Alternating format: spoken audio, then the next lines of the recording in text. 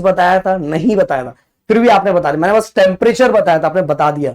तो यहां कोई साइज मैटर नहीं करता। दिस सिस्टम सिस्टम सिस्टम थोड़ी सीटी बजने तुरंत लगता है, तुरंत सीटी बजने लगता है। तो गाइस इस वीडियो के अंदर हम first law of thermodynamic, then इसके बाद स्टेट वेरिएबल्स, देन इसके स्टेट वेरिएबल के टाइप्स और थोड़ी चीजें मैं आपको थर्मोडायनामिक प्रोसेस के बारे में बताऊंगा। बट भाई थर्मोडायनामिक प्रोसेस एक नेक्स्ट टॉपिक में, जो अगला वीडियो आएगा उसमें मैं कंप्लीट करूंगा, क्योंकि भाई वो टॉपिक बहुत बड़ा है और बहुत अच्छी तरीके से उसको और समझाना पड़ेगा। तो भाई सबसे पहले हम बात करते हैं फर्स्ट लॉ ऑफ थर्मोडायनामिक। क्या होता है फर्स्ट लॉ ऑफ थर्मोडायनामिक? अगर मैं एग्जांपल के तौर पे आपको चीजें बताना चाहूं तो सबसे पहले ये देख लो, अपने पास ये दो कंडीशन है। पहला कंडीशन ये कि जिसमें पिस्टन, ये जो पिस्टन है वो आगे जा रहा है, और दूसरे कंडीशन है पिस्टन अंदर की तरफ जा रहा है। तो अगर मैं पहले कंडीशन की बात करूं तो इस सिलेंडर के अंदर गैस भरा हुआ है, इस गैस को हम सिस्टम कहते हैं। ओके, इसके अंदर क्या भरा हुआ है? गैस भरा हुआ है। इस गैस ने क्या किया? इसको पुश किया, पिस्टन को पुश किया और पिस्टन आगे गया।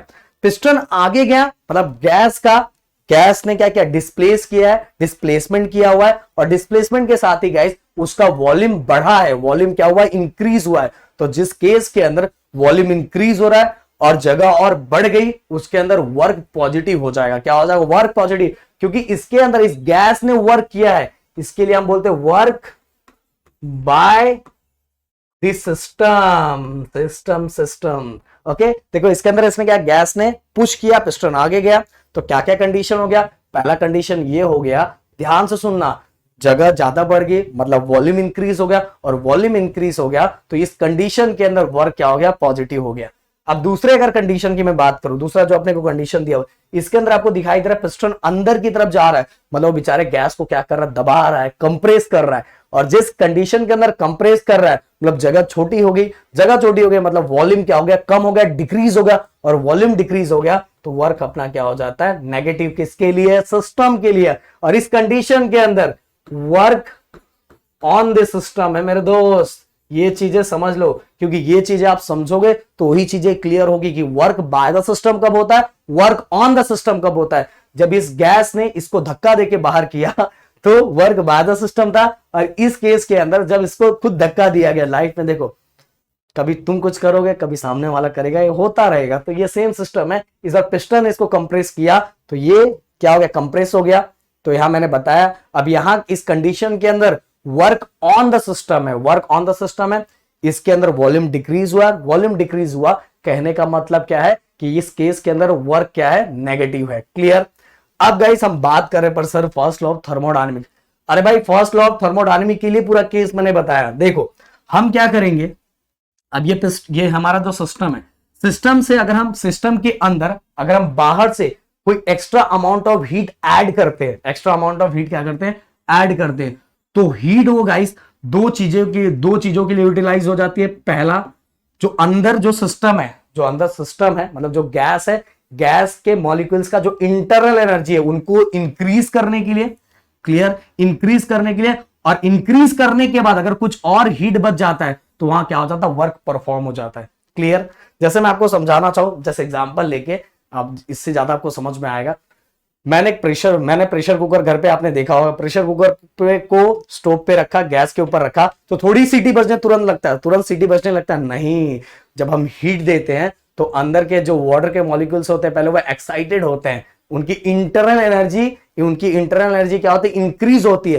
पर हम कंटिन्यू जब हीट देते जाते हैं तो अगर पूरी तरह से उसकी इंटरनल एनर्जी इंक्रीज हो गई, फिर भी हम हीट दे रहे हैं, तो एक्स्ट्रा अमाउंट ऑफ हीट क्या करती है? सीटी को ऊपर उठाती है ना। तो यहां क्या हुआ? इंटरनल एनर्जी भी इंक्रीज हुआ और कंटिन्यू और हीट दे रहे थे, तो जो एक्स्ट्रा अमाउंट ऑफ हीट था वो किस लिए हो गया? वर्क परफॉर्म कर दिया, मतलब सीटी बजने लगा कि नहीं? सीटी बजने लगा। तो भाई यही तो है हमारा first law of thermodynamic. First law of thermodynamic क्या होता है? एक्स्ट्रा अमाउंट ऑफ हीट जब हम किसी सिस्टम के अंदर ऐड करते हैं तो वहां क्या होता है कि अमाउंट ऑफ जो मतलब इंटरनल एनर्जी को इंक्रीज करने के लिए amount of heat energy use हो जाता है, इंटरनल एनर्जी को इंक्रीज करने के लिए, और जो बाकी बचता है remaining is lost on the form of the work done W on the surrounding. मतलब कहने का मतलब जो रिमेनिंग हीट बचता है वो किस लिए यूटिलाइज हो जाता है? जो बाकी मतलब जो वर्क करने के लिए, वर्क परफॉर्म करने के लिए बाकी हीट यूज हो जाता है। क्लियर? अब गाइस देखो यहां एक चीज गलत लिखा हुआ है, वी वहां मैंने इसको सही किया हुआ डेल्टा यू, क्योंकि ये प्रिंटिंग मिस्टेक हो जाता है जो टाइपिंग करने वालों से, तो आप समझ लो Q equal to delta U plus W. समझ में आया? तो यहाँ हीट दो चीजों के लिए यूटिलाइज होगी। पहला, first of all to increase the internal energy of the gas, मतलब सिस्टम, और रिमेनिंग किस लिए यूज हो जाता है, रिमेनिंग जो रहता है वो वर्क डन परफॉर्म करने के लिए हो जाता है। ये देखो यहां लिखा है remaining is lost on the form of work done W on the surrounding. Clear? मतलब बाकी सराउंडिंग में वर्क परफॉर्म करने के लिए यूज हो जाता है। तो यही हमारा फर्स्ट लॉ ऑफ थर्मोडायनेमिक। अब बात करेंगे गाइस स्टेट वेरिएबल। देखो एकदम सरल लैंग्वेज में आपको बताना चाहूंगा। With the help of state variable, we can describe characteristic condition or state of the system. Sir क्या है? जैसे अगर मैं आपको बताऊं कि एक ऐसा सिस्टम है जिसका टेम्परेचर, जिसका बॉइलिंग पॉइंट 100 डिग्री रहता है एंड फ्रीजिंग पॉइंट 0 डिग्री रहता है। तो बताओ वो क्या है? तो फटाक से वाटर बता दोगे।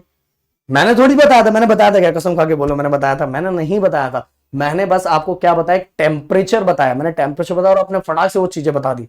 फटाक से बता दी सर ये है, ये है। तो भाई ये जो टेम्परेचर मैंने बताया ना, ये एक तरह से क्या है? स्टेट वेरिएबल है। तो temperature, pressure, density, enthalpy, entropy, energy, ये सभी क्या स्टेट वेरिएबल है, जिससे हमें क्या होता है? सिस्टम के कैरेक्टरिस्टिक, कंडीशन, स्टेट के बारे में पूरी चीजें क्लियर हो जाती है, पूरी चीजें समझ में आ जाती है। समझ में? पूरा एक एक चीजें समझ में आ जाती है। और गाइस ये इसके बारे में बोल रहा हूं कि अगर आपको नोट्स चाहिए तो प्लीज कमेंट किया करो यार। नोट्स चाहिए तो मैं आपको टेलीग्राम पे पूरा सिस्टमेटिक वे में नोट्स दे दूंगा, जो आपको ये पढ़ने के लिए बहुत सिंपल हो जाएगा। अब अगर स्टेट वेरिएबल के टाइप्स की भी बात करूं, एक चीज और मुझे करना था, मैं यहाँ पहले बता देता हूँ। ये देखो मैंने यहाँ लिखा Q equal delta U plus W. तो अगर ये मुझे W फाइंड करना है तो W हम कैसे फाइंड करेंगे? देखो सबसे पहले गाइज आप सभी को पता है pressure equal to force upon area होता है। फोर्स अपॉन एरिया होता है। अब फोर्स इक्वल टू क्या आ जाएगा? Pressure into area. क्लियर? अब मुझे ये देखना है कि किस केस के अंदर, जिस केस के अंदर हमने देखा जिसमें पिस्टन आगे की तरफ गया है, तो एक्चुअल वर्क कितना हुआ, अगर मुझे वो फाइंड करना है तो आप सभी को पता है वर्क का फॉर्मूला क्या होता है। ओके, ये छोटू सा वर्क है, मतलब कंप्लीट वर्क हम नहीं निकाल रहे। जब छोटू सा वर्क निकालते हैं तो हम अप्लाई करते हैं डेरिवेटिव DW। फोर्स सेम, पूरे उसके अंदर सिस्टम के अंदर फोर्स सेम है। फोर्स इनटू कितना डिस्प्लेसमेंट हुआ, तो डिस्प्लेसमेंट भी हम छोटा सा लेते हैं। जो पिस्टन आगे गया तो कंप्लीट डिस्प्लेसमेंट नहीं लेते, छोटू सा डिस्प्लेसमेंट लेते हैं। तो छोटू से डिस्प्लेसमेंट को हम ले लेंगे dx। समझ में? अब गाइज हम क्या करेंगे, इस फोर्स के जगह पे क्या आ जाएगा? Pressure into area into dx। ये देखो फोर्स का फॉर्मूला क्या था? Pressure into area. तो फोर्स के जगह पे हमने क्या लगा दिया? Pressure into area into dx। Clear?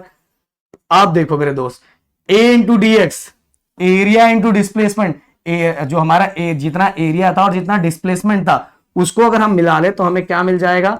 छोटू सा वॉल्यूम कितना चेंज हुआ, तो एरिया इंटू डिस्प्लेसमेंट हमें क्या मिलेगा? छोटू सा volume change. Complete volume change नहीं मिलेगा, क्योंकि हम पहले छोटू सा निकालते हैं फिर उसको इंटीग्रेट कर देते हैं, तो हमें पूरा मिल जाता है कि कितना वहां चीजें चेंज हुई है, कितना वर्क हुआ है वहां। तो ये DW। अब भाई ये हमने निकाल दिया, पर मुझे कंप्लीट बॉडी का फाइंड करना है, इसलिए मैं इसको क्या करूंगा? इंटीग्रेट कर दूंगा। तो इंटीग्रेट मैंने कर दिया।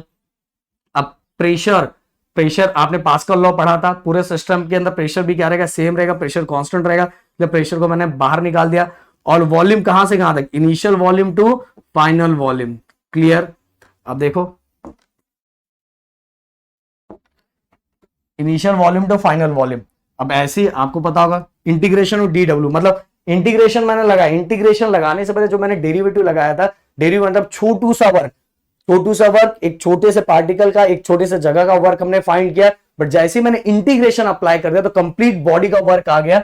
तो जैसे मैं इंटीग्रेशन अब हटाऊंगा तो ये हो जाएगा कैपिटल W, मतलब कंप्लीट बॉडी का वर्क हो जाएगा। अब P ये कांस्टेंट था, प्रेशर कांस्टेंट था, मतलब पूरे सिस्टम के अंदर प्रेशर सेम होता है, पास्कल लॉ आपने पढ़ा है। अब ये DW का ओनली V, और V में गाइस हम क्या लगाएंगे? आप सभी को पता है, आपने पढ़ा है higher limit minus lower limit, higher limit VF minus VI। तो ये हो गया अपना कंप्लीट, ये हो गया अपना कंप्लीट वर्क डन, और हमने ये फाइंड कर लिया। तो गाइस इस तरह से आप इसकी वैल्यू फाइंड कर सकते हैं। ये जो इसके अंदर W है तो एक्स्ट्रा अमाउंट ऑफ हीट बाकी वर्क के लिए भी यूज हुआ है ना, तो आप ऐसे फाइंड कर सकते हो आराम से। ये देखो W इक्वल टू P, और हमने फाइंड किया, देखो इंटीग्रेशन इंटीग्रेशन जैसे ही मैंने हटाया, इंटीग्रेशन ऑफ 1 dv क्या होगा, ओनली v होगा, क्या होगा, v होगा। क्या होने वाला है, सुन लो मेरी बात ध्यान से, इंटीग्रेशन 1 dv क्या होगा, v होगा। तो हमने vf minus vi into P कर दिया और सिंपल सी चीज अपने वर्क डन निकल गया। ओके, अब बात करते गए इस आगे एक्सटेंसिव और इंटेंसिव प्रॉपर्टी। जो मुझे बताना था स्टेट वेरिएबल, मैंने बताया कि ऐसी चीजें जो सिस्टम के कैरेक्टरिस्टिक कंडीशन और स्टेट के बारे में बताए, तो इसको भी दो पार्ट में डिवाइड किया गया है। पहला हमारा एक्सटेंसिव वेरिएबल और दूसरा इंटेंसिव वेरिएबल। एक्सटेंसिव वेरिएबल क्या होता है, जैसे मैंने अभी आपको बताया, मैंने एक एग्जांपल लिया कि एक कोई ऐसा चीज है जो 100 डिग्री पे क्या हो रहा है, वो बॉईल हो जाता है, 0 डिग्री पे क्या हो जाता है, 0 डिग्री पे फ्रीज हो जाता है। बताओ क्या है, आपने तुरंत मुझे बता दिया वाटर। मैंने यहाँ कोई साइज बताया था, नहीं बताया था, फिर भी आपने बता दिया। मैंने बस टेम्परेचर बताया था, आपने बता दिया। तो यहाँ कोई साइज मैटर नहीं करता। तो डेंसिटी हो गया, प्रेशर हो गया, टेम्परेचर हो गया, ये ऐसी चीजें हैं जिसको बताने के लिए, जो ऐसे स्टेट वेरिएबल है जिनको बताने के लिए साइज बताने की जरूरत नहीं है। Does not depend on the size of the system. Size system के साइज पे ये जो मतलब ये स्टेट वेरिएबल डिपेंड नहीं होते। जैसे मैंने एक एग्जांपल ले ही लिया था, मैंने टेम्परेचर बताया, आपने तुरंत बता दिया कि वो चीज कौन सी है, वो कौन से स्टेट में, ये भी बता दोगे। 100 डिग्री पे वाटर कौन से स्टेट पे रहेगा और 0 डिग्री पे कौन से स्टेट पे रहेगा, ये भी बता दोगे। इसलिए तो स्टेट वेरिएबल है। और गाइस मास अगर मैं बोलूं कि वाटर ले रहा हूं, वाटर एक बॉटल में मैंने लिया, एक छोटे ग्लास में लिया, एक बड़े बॉटल में लिया, तो किसके अंदर ज्यादा है, तो बोलोगे सर, मतलब अगर मान लो मैंने बोलूं कि मैंने दो बॉटल के अंदर मैंने क्या लिया, वाटर लिया है, तो बताओ किसके अंदर ज्यादा है। बोलोगे सर पहले ये तो बताओ कितने लीटर का है। और जब लीटर का बताऊंगा तो ही तो आप बता सकते हो ना किसमें ज्यादा है। तो या इस कंडीशन के लिए मास बताने के लिए जरूरी है कि इसके अंदर मास क्या है, इसके अंदर मास, इसके अंदर मास, किसके अंदर ज्यादा है, किसके अंदर नंबर ऑफ मॉलिक्यूल्स ज्यादा है, ये मुझे बताने की जरूरत है। तो जिस केस के अंदर it's depend on the size of the particle, तो वो हमारे लिए हो जाएगा इंटेंसिव वेरिएबल। तो मास भी एक क्या इंटेंसिव वेरिएबल है। मास को अगर बताना है तो मास भी साइज पे डिपेंड होता है। जैसे मैंने बताया 2 बॉटल, मैं आपसे पूछूं किसमें ज्यादा है, तो आप बोलोगे सर पहले ये तो बताओ कितने लीटर का है, तभी तो बताऊंगा ना। तो मास हो गया, इंटरनल एनर्जी हो गया, एंथैल्पी हो गया, एंट्रोपी हो गया, ये सभी क्या है हमारे इंटेंसिव वेरिएबल है। क्योंकि इसके लिए इनको अगर एक्सप्लेन करना है तो किस पे डिपेंड होता है, साइज ऑफ द पार्टिकल पे। पर प्रेशर, डेंसिटी, टेम्परेचर ये सभी साइज ऑफ द पार्टिकल पे डिपेंड नहीं होते। ओके, अब गाइस आगे चलते हैं हम थर्मोडायनेमिक प्रोसेस, बस थोड़ा सा बताऊंगा, ज्यादा नहीं। थर्मोडायनेमिक प्रोसेस के अंदर गाइस आपने को आइसोथर्मल, एडियाबैटिक, आइसोबेरिक, आइसोकोरिक, फिर फ्री एक्सपांशन भी हम पढ़ेंगे, साइक्लिक प्रोसेस भी पढ़ेंगे इसके अंदर। ये सभी चीजें इस टॉपिक के अंदर हम करने वाले, और ये बहुत इंपॉर्टेंट है थर्मोडायनेमिक प्रोसेस, ये बहुत ज्यादा इंपॉर्टेंट है। इससे रिलेटेड क्वेश्चंस एग्जाम में आते हैं जो आपको बहुत अच्छे से करके जाना चाहिए। ये हम देखने वाले नेक्स्ट वीडियो में, मिलते हैं नेक्स्ट वीडियो में। Thank you so much guys, जय हिंद दोस्तों।